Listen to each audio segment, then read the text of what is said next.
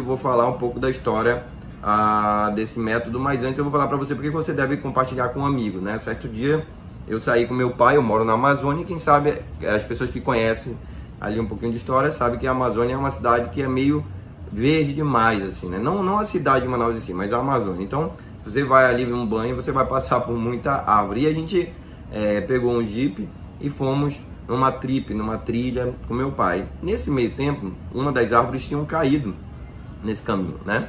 E ao cair, tô dando uma olhada aqui no... Eu acabei tendo que fazer o quê? Eu acabei tendo que retirar esse tronco lá. Então, enquanto meu pai dirigia, eu estava lá no Jeep, eu estava tentando remover esse tronco lá depois de diversas tentativas eu falei, pai, não dá, eu tenho que chamar alguma coisa, tem que fazer alguma coisa, a gente não consegue sair daqui, chamar um guincho para de repente tirar a gente daqui. E meu pai me perguntou bem calmamente, Thiago, você já usou toda a força que você tem? E é isso que eu quero dizer para você, você já usou toda a força que você tem? Né?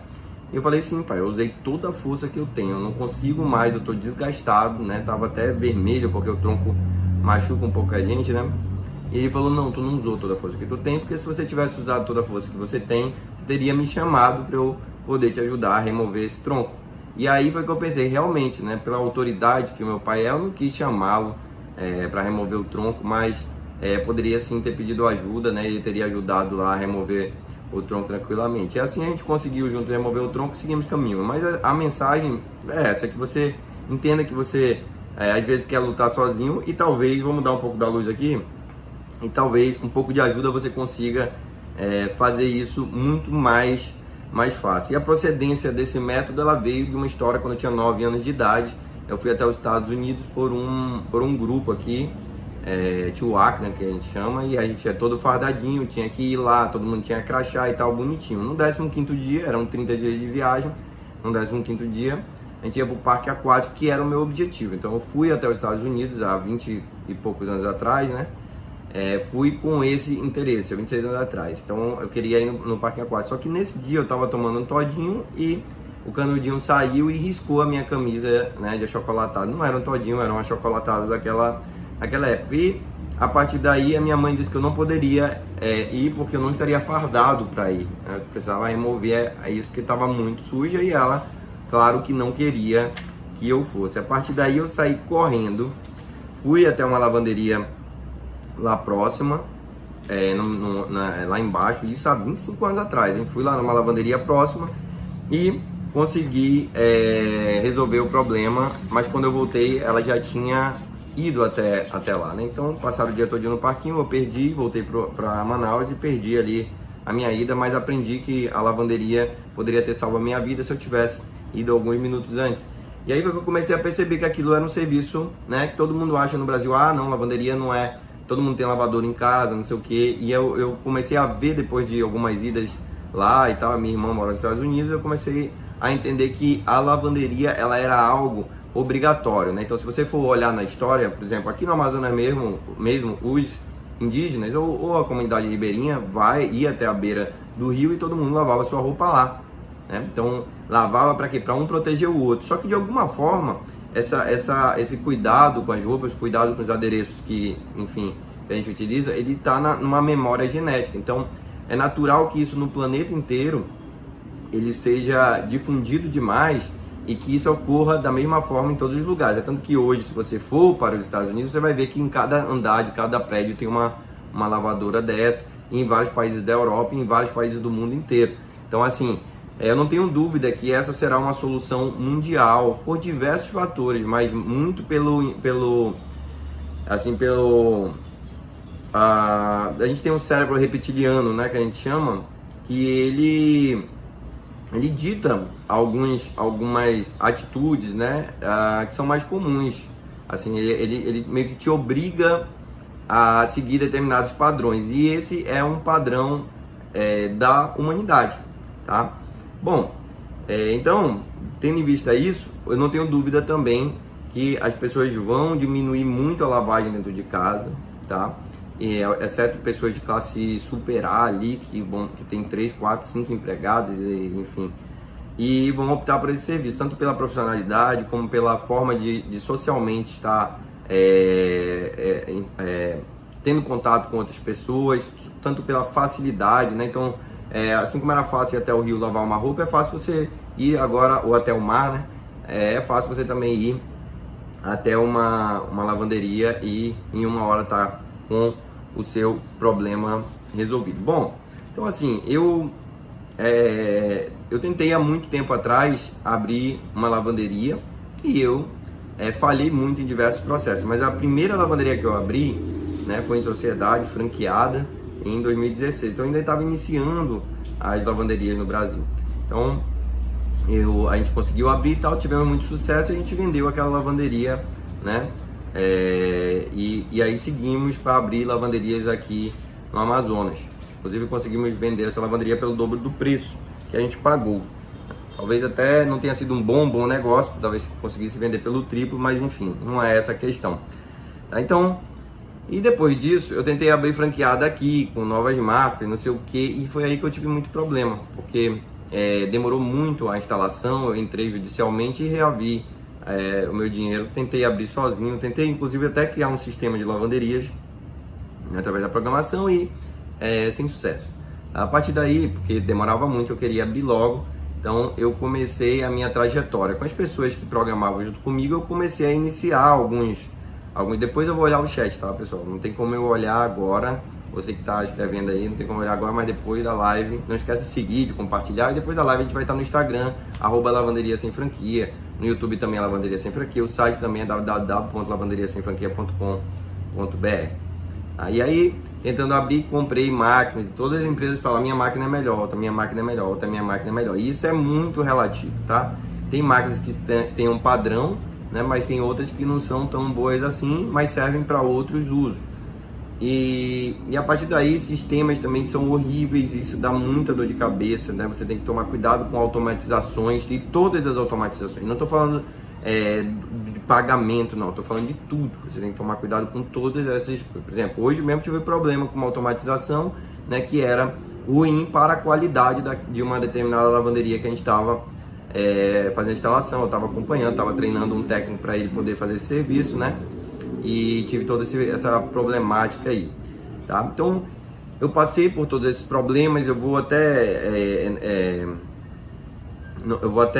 tentar economizar esse tempo para que fique mais simples de você ouvir aqui em relação aos problemas que eu passei, tá?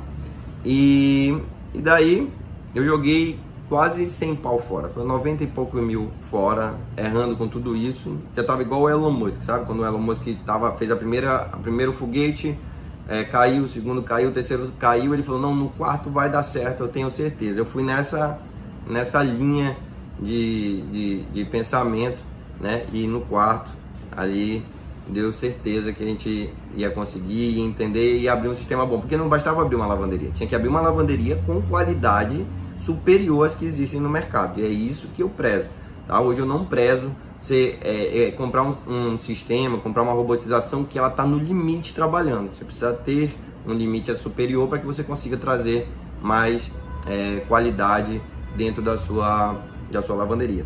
Pois bem, então houve toda a descoberta, né, desse caminho, e até que a gente chegou num modelo ideal, que a gente percebeu que era muito mais efetivo do que os modelos ideais que existem hoje no mercado, modelos que são considerados ideais por essas franquias. Mas foi um passo a passo, uma dificuldade até a gente chegar lá, né? Então, mesmo com a ajuda, ainda assim eu tive muito esforço, né? E talvez, se você tiver, por exemplo, algum dono de lavanderia, se é seu amigo e ele estiver realmente muito disponível, né?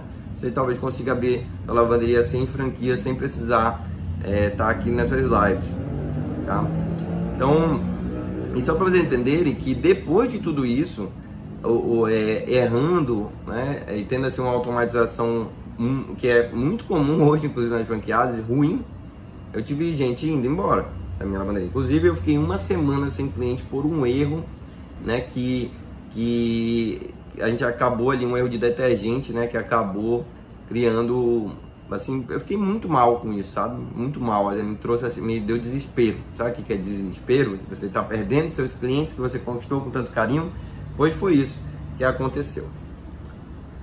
Mais uma vez, não esqueçam de curtir e de seguir, tá? Olha, 75% das pessoas que assistem, até alunos meus, tá? Já aproveito para puxar a orelha de vocês, não me seguem no YouTube, tá? Preciso que vocês me sigam no YouTube, marque lá o sininho e curta meus vídeos, certo?